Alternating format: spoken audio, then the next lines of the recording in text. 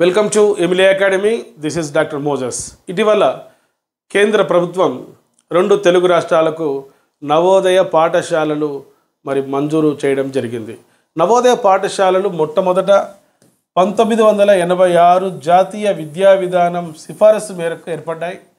ఈ నవోదయ పాఠశాల ఏర్పాటులో చాలా కీలక పాత్ర వహించినటువంటి ఆనాటి మానవ వనరుల శాఖ మంత్రి పివి నరసింహారావు గారు ఉమ్మడి ఆంధ్రప్రదేశ్కు ముఖ్యమంత్రిగా ఉన్నప్పుడు 1971లో ఆనాటి గురుకులాల స్ఫూర్తితో సర్వేల్ అనేటువంటి గ్రామంలో మొట్టమొదటి రెసిడెన్షియల్ పాఠశాల ప్రారంభించారు.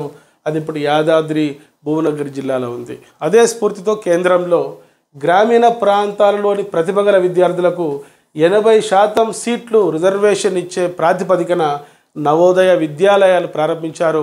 ఈ నవోదయ విద్యాలయాలను వ్యతిరేకించిన కమిటీ 1990లో ఆచార్య రామ్మూర్తి కమిటీ. ఒకసారి డిఎస్సిలో బిట్ అడగడం జరిగింది. నవోదయ పాఠశాలలు ఏ తరగతి నుంచి ప్రారంభించబడతాయి? నవోదయ పాఠశాలలు 6వ తరగతి నుంచి 12వ తరగతి వరకు ఉంటాయి. ఇవి కోఎడ్యుకేషన్ స్కూల్స్. జిల్లాకు ఒక నవోదయ పాఠశాల ఉంటుంది. ఇవి నవోదయ విద్యాలయాలకు సంబంధించిన ముఖ్యమైన సమాచారం.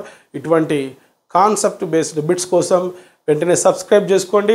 డాక్టర్ మోజెస్ ఎమిలీ అకాడమీ మా YouTube channel. I wish you all the best.